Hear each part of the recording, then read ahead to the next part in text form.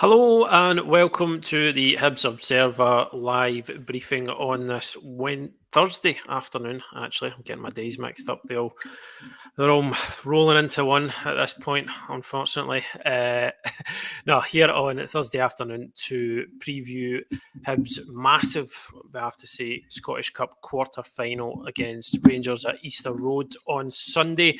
Joining me, as always, is Patrick McPartland to look ahead to the game and what perhaps we can expect from both teams, really, because it's interesting context going into this game. Hibs clearly will feel that they have a point to prove after the last time Rangers came to Easter Road and had to say just kind of turned Hibs over without really getting out of second gear.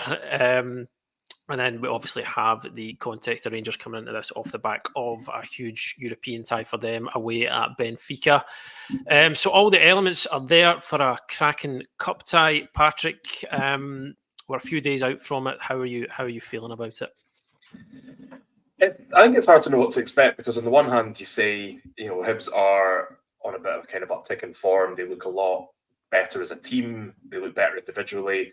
The move to a 4-2-3-1, which we'll talk about later, having published your interview with Mick Montgomery about that very subject earlier this week. I think they do look better prepared for this game. I think the new signings have had time to settle in, to get to know the teammates, and I feel like the team's more of a unit now than it was. Certainly, when you think back to the 3-0 game in the league at Easter Road in January, and I know it was the first league game back after the winter break, and the only preparation had been the Scottish Cup tie at Forfar, which hadn't really been ideal in terms of how that had panned out, with Hibs needing a kind of scrappy goal to get through that. But it's people say the Scottish Cup games are kind of one-offs, and to a certain extent they are. I think you've certainly seen Hibs before in cup games, not just the Scottish Cup, the League Cup as well. And in fact, you look back to that game at Hampden under Jack Ross when they played Rangers in the League Cup semi-finals after, I think it was the best part of maybe 2-3 weeks without, so much as training with the full team, any games because of that COVID outbreak. And, they turned up at Hampden and pretty much blew Rangers away. Just took them by surprise. And, I don't think anyone really outside of the club perhaps saw that coming. So I think there's always the element of kind of chance, good fortune, whatever you want to call it, going into a game like this. And, I do wonder, I mean, it'd be a little bit naive to say that Rangers will be struggling because they've had a midweek game against Benfica and they'll have a midweek one coming up. I mean, you look at the squad they've got, even with the injuries, very good team, very well drilled under Philippe Clement, and it's not. I don't think having midweek games either side of it means it's going to be any much of an easier task for Hibs. But I think if Hibs are to have a good chance of progressing, then I think they just need to be basically doing what they've been doing well since the kind of end of the January window, and probably do it a lot more consistently, because I think even we saw against Ross County, the first half especially, it was a bit sluggish, tired legs after 3 games in a week. And I think having a sort of full week off to prepare for this will be ideal. And, I think you said there about, having a bit of a point to prove. I think you're right. I think that, maybe not so much against Celtic, but certainly against Rangers, Hibs have not really given a good account of themselves at Ibrox or Easter Road. And, I think that would probably sting for Nick Montgomery a little bit. Clement was actually quite complimentary about Hibs the last time he played in the league, although whether that was just the kind of patronising comments after a comfortable win, we'll never know. But I don't think Clement's like that. I think he was, sort of quite being quite genuine about it. But I think what we've got is Hibs have given themselves a good chance going into this game with the new signings, with the change in system, and with a bit more of a kind of settled starting 11 as well. We'll come on to team selection and what potential changes we would make for Sunday if we were the manager. But I think Hibs have a certain. I think there should be optimism going into this game that they can get a result if things go their way, if they play well, and if potentially they catch Rangers on a bit of a kind of off day or off night. And if they can, obviously a lot depends on what happens against Benfica. If it's a if it's a sort of chastening result, if they get heavily beaten, or if it's quite a bruising encounter, then that can all contribute. But I think first and foremost, and I know fine well Nick Montgomery will say exactly this in his press conference tomorrow, but first and foremost, Hibs have to look after themselves. They can't really predict what Rangers are going to do. They can't assume that the game's going to play a certain way. They just have to play their own game, and if they do that well enough, then that gives themselves the best chance of getting a result and progressing to the semi-finals. Yeah, absolutely. Just to expand on, I think this will be a sort of Hibs group who really do feel that they have something to prove against Rangers. That last game against them at Easter Road, it was kind of the St Mirren result followed that, but there was a kind of real sense that night that Hibs didn't do themselves an incredible amount or any amount of justice, really. It was kind of far too easy for Rangers to play through them. They didn't really cause them much bother. I didn't think any serious bother. And I think it's Rangers and Celtic over the years have probably expected hard, at least a really intense workout when they come to Easter Road, and it was really flat that night, I felt. But by contrast, I think if you're looking at a blueprint performance to then take into this game, I think the one that followed against Celtic, also in midweek, just a kind of short time later, is the perfect one to look to. I think Hibs played to their own strengths that night in a way that they didn't do against Rangers. They were also much better organised, much more intense. They got in Celtic's faces. They just made it much more difficult. For a side who are going to come and play in a broadly similar way, Rangers will look to dominate the ball. They will look to force the issue, and I really just do think that Celtic game is a good blueprint for how Hibs can go about this against a Rangers team who have come off the back of a poor result in the league against Motherwell. They've got a really, really difficult away tie to come, and I think it's it's the old cliche, but if there is a good time to play one of the top teams in the league, then I think this is probably it. Again, taking into account the number of injuries that Rangers have, they're going to have to, you'd imagine, do some sort of rotation from Thursday into Sunday, and it'll be interesting to see, perhaps which you can get a sense of which one they're prioritising.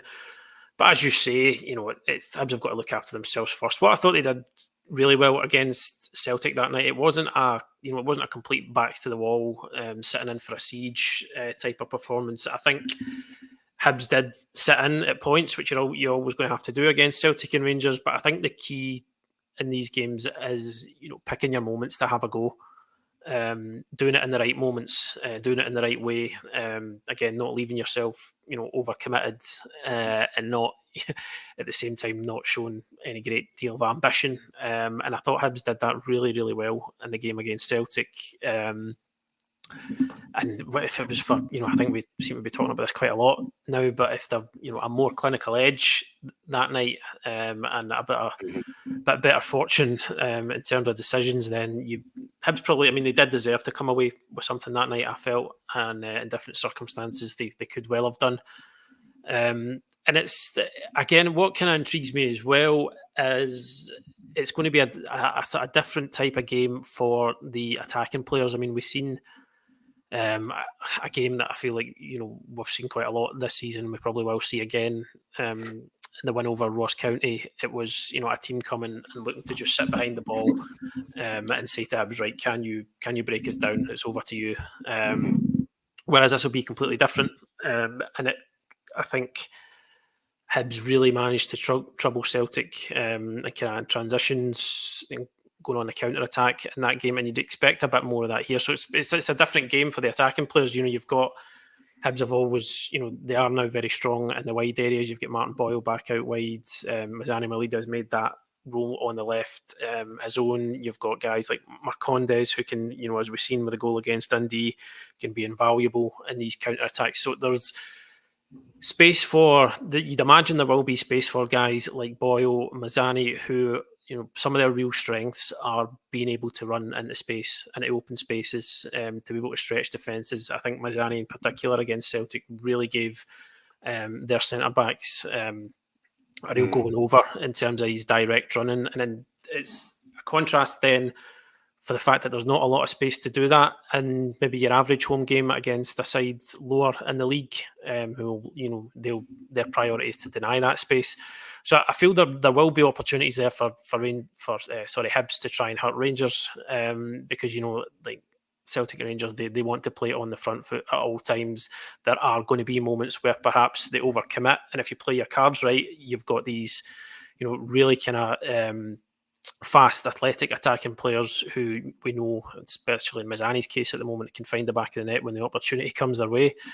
So there's so many interesting elements to this, that I feel like it's set up to be potentially a really good cup tie. I don't want to give it the kiss of death, for it to be a complete non-event, but I don't feel it will be. Just that you're getting to that, a place at Hampden, up for grabs. Hibs with a point to prove against Rangers. Rangers obviously still chasing. They're looking for a clean sweep of domestic trophies this season. There's so much on the line, so many kind of wee subplots and kind of different interesting wee aspects to it. So it's definitely a game that I think feels like everybody's looking forward to it, and it's got the potential to be a cracker. So I mean, if we could come on, Patrick, maybe to what we think Hibs might do in terms of team selection. I'm certainly I feel like I've got a fair idea of how, barring any injuries, which we'll find out about tomorrow at the press conference.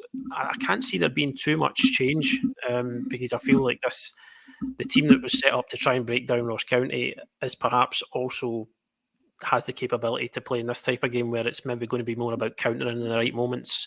So I don't expect to see too much change. I don't know if you beg to differ. If you get any ideas, any maybe kind of hunches of where Nick Montgomery might go with this? I don't think Nick Montgomery is the kind of person you can second guess. I mean, there's been a number of times this season where we've thought he might do, one thing or another, and he hasn't. He's sort of pulled a curveball on us, and there's maybe been a change, but it's not the one we're expecting. I think people remember when I think we did actually predict one of the teams, and we got it right, and we rightly celebrated because it was the first time it had happened. First and last, I think, perhaps. Well, yeah, I don't want to say that, but that's right. Talk us down, Liam. Talk us down. But I think what you've got now is, and what you didn't have earlier this season, even going back to the 3-0 league game against Rangers in January, is you don't really have an obvious starting 11 and subs who can come off and change the game. Now, I don't mean that you've got 11 players who are going to start. I just mean for every game, 11 players who are capable of starting, who are good enough, who are first choices, but then guys who can come off the bench and make a difference. So just if we take Saturday's game for example, you had the same starting 11 that had started the previous two games against Dundee and then at Hearts. And coming off the bench, you've got people like Eli Yuang, you've got Dylan Levitt, Nectar Triantis just coming in as well in that sort of defensive midfield role. So I think, what you've got now is you've got a squad of players who, there are several possible starters. And I think that's something Nick Montgomery hasn't had for a while. I mean, he's spoken about it enough. He's talked about players in international duty. He's talked about, the injuries. He's talked about not having, players to suit the system. But, I think I think maybe the only player that you would maybe want available for this game would be Luke Amos. And, barring a kind of miracle recovery, it looks like he's going to sit this one out through injury. But apart from that, I think the team kind of picks itself for a game of this magnitude. I think you've got players who have been at Hibs for long enough to know the sort of, what's expected in games like this. Your Joe Newells, your Martin Boyles.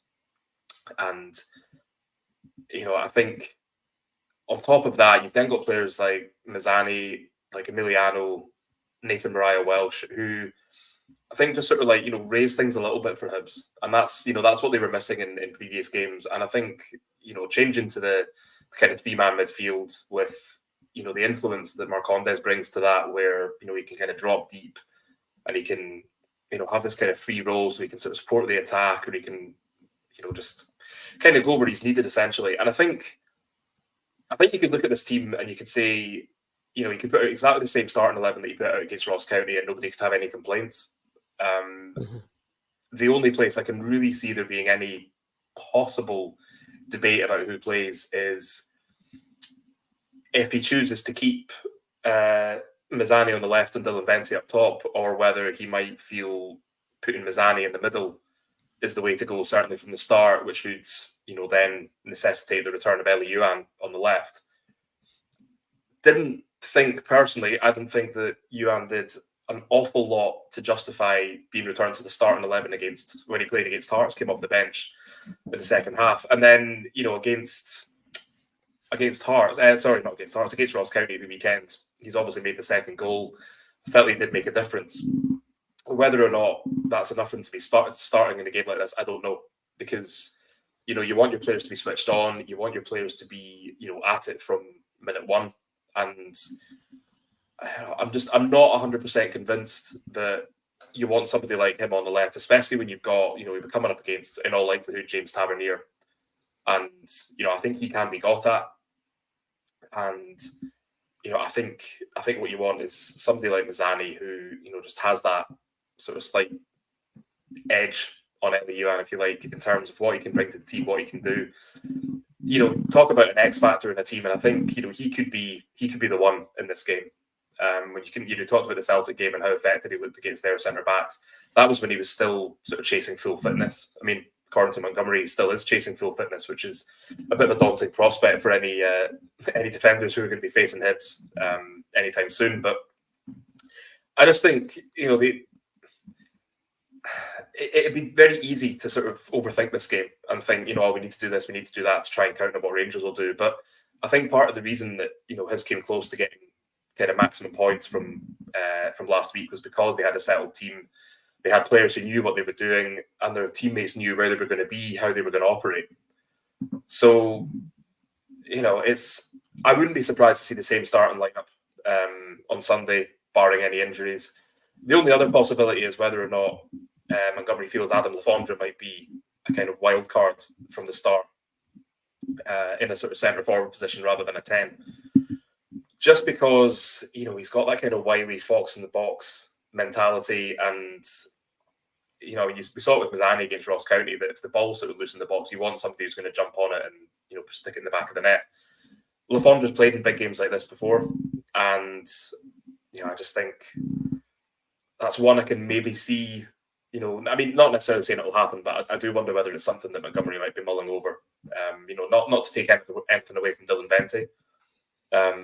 I think he's looked a lot happier in that sort of familiar number 9 spot rather than being, played a lot deeper. And, I certainly don't think you could argue with that selection if Vente holds on to his spot. But I think there are options for Montgomery should he choose to go for it. The other one, I suppose, would be Dylan Levitt, who obviously had, a part to play in both goals against Ross County. His little kind of pirouette to set up the move for the first goal, and then obviously he scores the second one.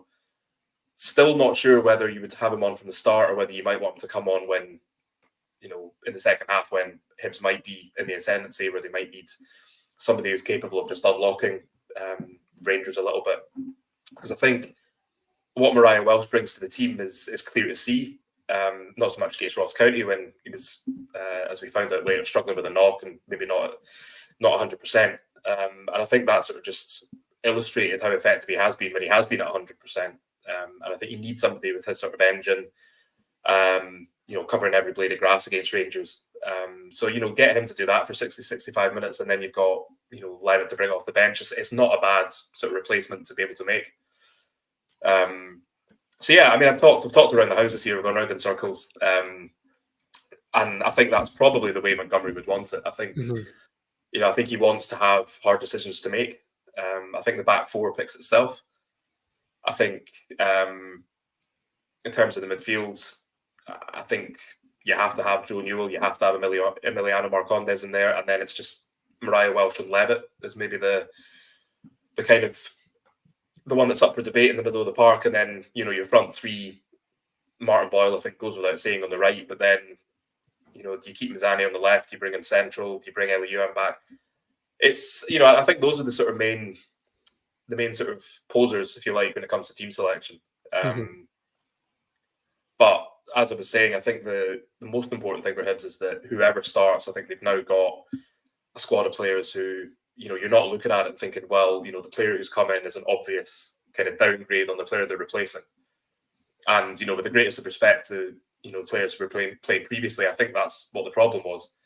And I think that, you know, when players were on international duty and when players were out injured, those waiting in the wings, and, you know, Montgomery said this to you when you spoke to him this week, that, you know, he didn't feel the squad was sort of well equipped to deal with the sort of rigors of a 38-game league season plus Europe, two cups, and, you know, potentially the sort of international break, if you like, in January when they had players away at the Africa Cup of Nations and at the Asian Cup. So, you know, it's a nice position to be in for Montgomery to sort of think, you know, I've got sort of 15, 16 players here, and whichever 11 I pick from the start will, you know, be capable of sort of taking the game to Rangers. And I think that's what he's got. Yeah, definitely. Again, as I kind of alluded to, I don't expect to see, I mean, barring any injuries, too many changes. I think just on the subject of Eli Yuan, I think he would be perhaps a good option to have off the bench in this game. That front three has been operating quite well. I think, you know, Mazzani's made that position on the left his own. I know he can play through the middle, but he is doing so well in that role that I'd be hesitant to tinker too much with that. He can, and even within that, you know, at times you see himself and Venti, they can interchange. You know, Mazzani can move centrally if Venti wants to come wide and get on the ball. There's a kind of degree of flexibility there. As you said, the back four picks itself at the moment. Midfield, again, I think, you know, Joe Newell, one of the first names in the team sheet, I think he's been really, really good lately.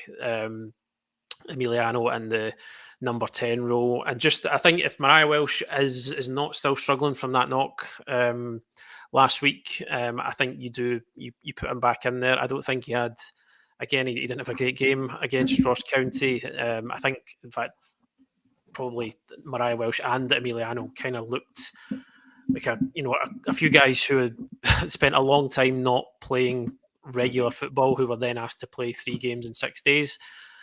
So I mean, the two of them were a wee bit below par, but I wouldn't really be, you know, worrying too much about that. And I think even when Mariah Welsh, when he's not maybe having his best game on the ball, he still does so much work for you away from out of possession. You know, he still picks up second balls. He puts out fires. He's just got that kind of tenacity and aggression that I think you want in these games. If he wasn't, I mean, as good as Dylan Levitt was when he came on. Again, I think I would agree with you and say that he's perhaps a better second half option if the game is starting to open up a wee bit, where he might be able to pick up spaces to play and pick some of the passes that he was doing at the weekend.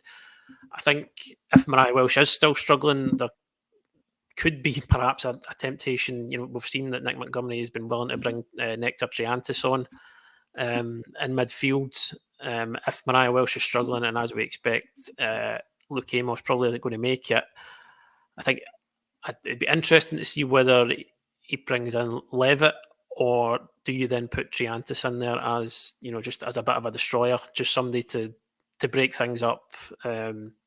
You know, get the ball, give it to the likes of Newell, give it to Emiliano, Mazzani, and just be in there for, you know, just the purposes of disruption. Which I suppose we'll find out when the teams drop on Sunday afternoon. Just to perhaps finish us off, what you've alluded to it there, and I'm going to give it a shameless plug. We did have an exclusive sit-down interview with Nick Montgomery earlier this week at HTC.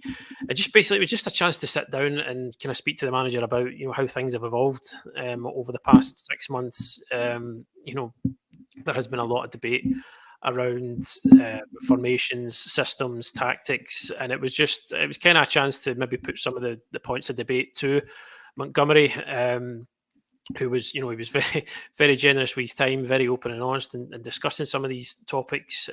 Obviously, when he came in, he started with the 4-4-2 system.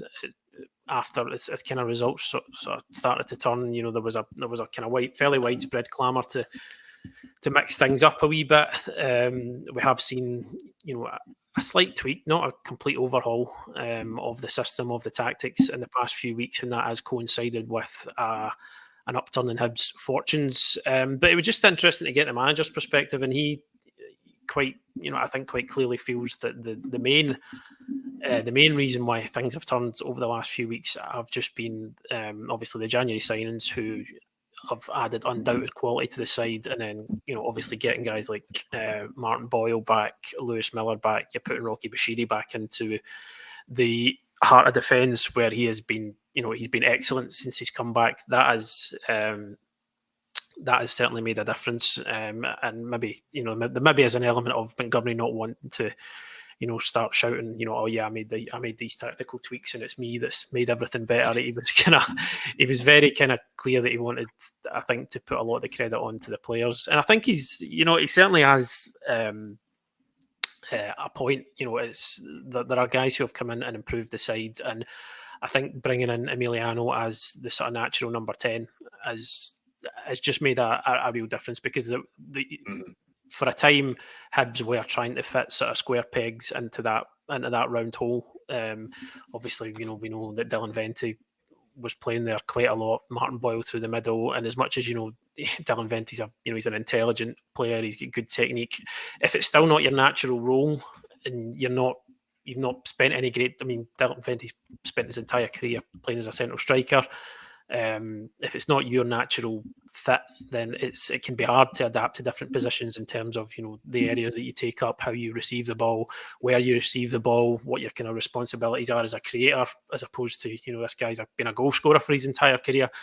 So I think it makes sense how he explained it that way. I think in terms of the 4-4-2, we touched back on that as well, and it was, again, he felt it was an issue of personnel, that Hibs didn't have a great deal of midfield options to go to a three in midfield. He also, he referenced the fact that there maybe was the odd call maybe for him to try three at the back. He didn't feel he had enough centre backs to do that. And I think it's what we've seen now has not been a complete overhaul of what Hibs were doing before. I think it's a lot of it is broadly the same.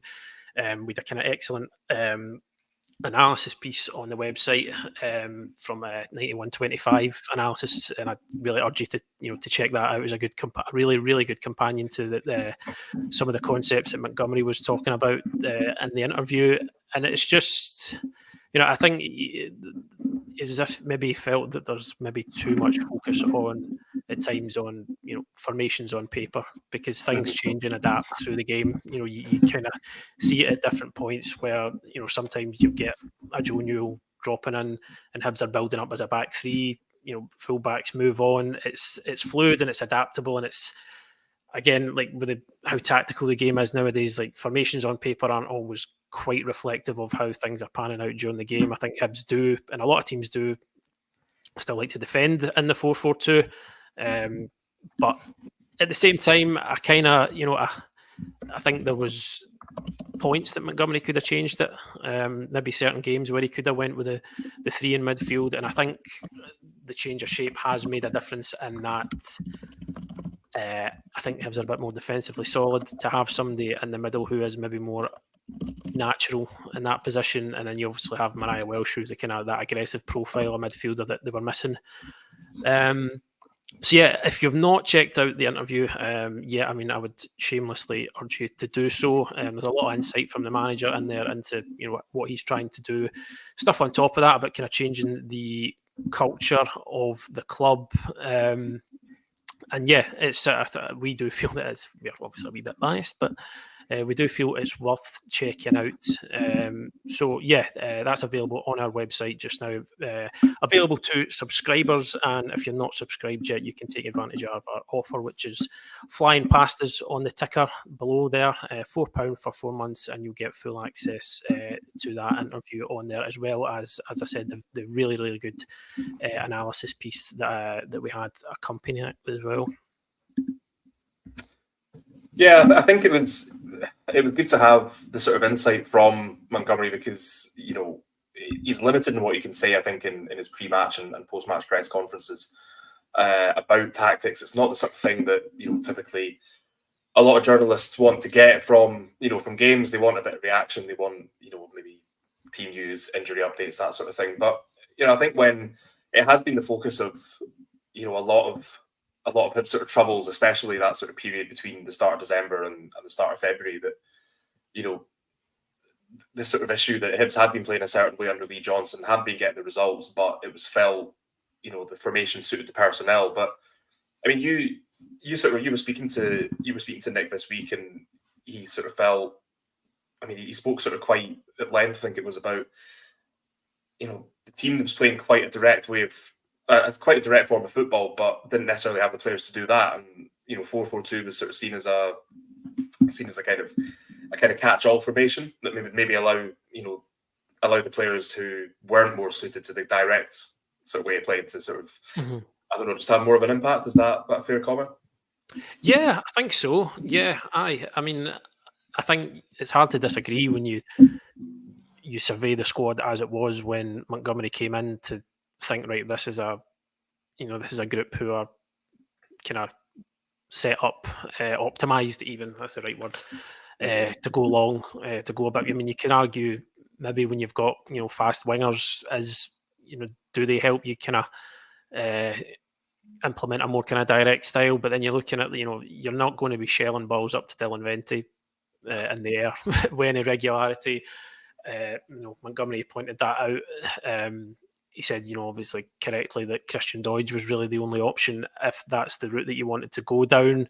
But obviously he was injured for a time at the start of the season, and as we've kind of seen since, he was kind of been on the way out of the club for a while. It's looked like he wanted to to get himself more regular football. So I think, yeah, there was certainly an element of kind of what he had at the time, maybe horses for courses, that he felt that. I mean, because there are good ball players in the side. When Joe Newell, Dylan Levitt, who did we have in there at the beginning? Adam Lafondra was playing maybe a greater role. Eli Yuan, he's a winger who likes to get the ball into feet. So I mean, yeah, I think there was an element of, he felt that it suited the players that were there, and obviously it's it was a formation that he had a lot of success with in Australia. Kind of unprecedented success in terms of Central Coast Mariners. It's not it's a kind of, as he said, everything's an adaptation. It's not kind of classic 4-4-2 as we know it from the 90s, and it just happened to become unfashionable. I think some of the criticisms of it are valid in terms of where the weaknesses can be, but I think in terms of, I think he was justified in thinking that this shape and these players could work well together. And I mean, I know it started to maybe unravel at a point, but it's easy to forget those kind of early weeks where Hibs did look pretty good in that shape. I think there did come a time where other teams were, who got wise to what the shortcomings were and started to exploit them. And then when you couple that with all the injury issues, it became a bit of a perfect storm for the period that Hibs ended up going through. By all accounts, though, it seemed that it was very much a kind of a temporary measure, almost, just something to kind of get the team through to January when they could bring in signings to help them play, the way he wanted to. So I think, if it was a sort of sticking plaster type of effect, then, injuries aside, even that, I think there is going to come a time when, it's maybe not going to work for you. And, I think he does maybe deserve a little bit of credit for trying to mix it up by, when he was really struggling for forwards, sort of adapting to this sort of like 4-4-1-1 formation. I mean, again, yeah, you can spend so long on formations and, what it looks like on paper, what it looks like on the park. But, I think, there were sort of instances of him trying to change it, trying to, find a formula that works. And I think that, I mean, he doesn't ever come across as the kind of guy who feels sorry for himself. But I thought it was interesting reading your piece that there was once or twice where he did almost seem to be a little bit kind of, holding his hands up that, yeah, I tried this and it didn't work. But at the same time, I didn't really have a lot else to do. You wouldn't just sort of say, right, we're going to go back to playing, 4-3-3 because, we've spent so long working on another formation and, trying to get the best out of the majority of players. But, I think you can see since that sort of subtle shift to, a more obvious 4-3-1, and Craig in his that's 91-25 analysis, by the way, in his piece this week, he did sort of say that there was a feeling among some fans that the team kind of already was playing a 4-2-3-1 to some extent before the kind of big shift after the St Mirren defeat. But yeah, I think it is really interesting sort of looking at the the sort of subtle tweaks in the tactics and just having players like Marcondes to come in and play a sort of very defined role rather than, it was square pegs and round holes for, so long. But I think, it's very easy to sort of listen to Montgomery's post-match press conferences and what he was saying. And a lot of the time, he was coming out with the same stuff, and he was talking about injuries. He was talking about, talking about the players on international duty, and just sort of saying that, once they can get players in and once they get players back, then, things will be different. And, to be fair, he's backed that up. I think the last sort of handful of games, Hibs have looked more of a unit. They've looked more, more of a team, dare I say. And, it's obviously difficult for a manager to come out and make sort of sweeping statements and say, it will be different. But I mean, he's been saying from day one that, it's not sort of like change everything all at once. It's incremental. And, I think we're seeing that at the moment, with this sort of change to the 4-2-3-1 and, bringing players in. And, the team is, the team looks better when they're playing. The stats are backing that up in terms of, don't want to put anyone to sleep here, but, expected goals, shots on target, how many shots they're taking overall, possession, passing, you name it, is all sort of on the increase. And, I think it was probably a case of, everything sort of all happened at once for Montgomery, and that, he had the players on the injury list, he had players on international duty, and he was kind of left with the bare bones. And you just sort of think if he'd had like a couple more players back earlier, or if he'd had, a couple of players who hadn't been on international duty or they'd come home earlier, then, perhaps there might have been different results. But I mean, to me, it just sort of feels that, things are falling into place at the right time. Obviously it's still a fair chunk of the season to go. There's still some tricky games coming up, even in the league. Ross County away, never been the happiest of hunting grounds for Hibs, especially this week. But I think there's a feeling that, if they play to their strengths, if everyone plays as well as they can, then, Hibs can really be a kind of match for anyone. We talked about this after the game, but that sort of confidence and almost like the swagger that they had in the derby at Tynecastle, never mind the fact that it's not often you see a Hibs team playing like that at Tynecastle, but it's been a while since you've seen this Hibs team play like that. And I just think that, things do seem to be kind of coming together and gelling nicely just at, a really important point of the season. And as I say, there's still a lot of games to be played, but, I think that bodes well. And whatever happens on Sunday, I think, Hibs are sort of well placed going into the sort of, the sort of home stretch, if you like, of the season. And I think Montgomery deserves credit for that, for, identifying players who can come in and make a difference. And, the players obviously deserve credit for sort of sticking at it. And, in some cases coming back from international duty where they haven't really played much. Rocky Bashiri, a good example, and, kind of picking up where they left off almost. And, that's been a big help. And, I think it just, again, I think Montgomery said this when he was speaking to you, that, there is a sort of, it feels like there's a better atmosphere and a better kind of culture, if you like, at the club now. And, I think that all of these things contribute to what's going on the pitch. It's not just whether you're playing 4-4-2 or 4-2-3-1. So, yeah, definitely. I think just a kind of final point on the debate of tactics and systems versus personnel. I think if Hibs had changed from 4-4-2 to the 4-2-3-1 or the 4-3-3 that we've seen at the odd point without the added personnel, I think a lot of the same issues would have persisted regardless of the system. And that comes with, adding quality. I think just as a, one example being, I think even if you're playing a midfield three, but you don't have a kind of guy of the profile of Mariah Welsh to be in there and be the sort of aggressor that you need, I think some of the problems in being too easy to play through would persist. We saw issues in trying to link midfield and attack. I think if you go to a 4-2-3-1, but you don't have a sort of natural number 10 in there, that issue would still persist. A lot of Hibs build-up looks for, when a centre-back gets on the ball, wingers tuck inside and then they try to find them, and then it's about combinations from there. If you don't have a player of the quality of Mazzani who can take the ball in those areas, handle it, not give it away, he likes to come in there and combine and try and switch the play, then a lot of those issues would have still been there. So there's just, it's quite a nuanced thing. I think he was right to make the tactical and adjustments and the adjustments to the system. But I think, as I said, a lot of the issues would have persisted if they didn't have better players in there.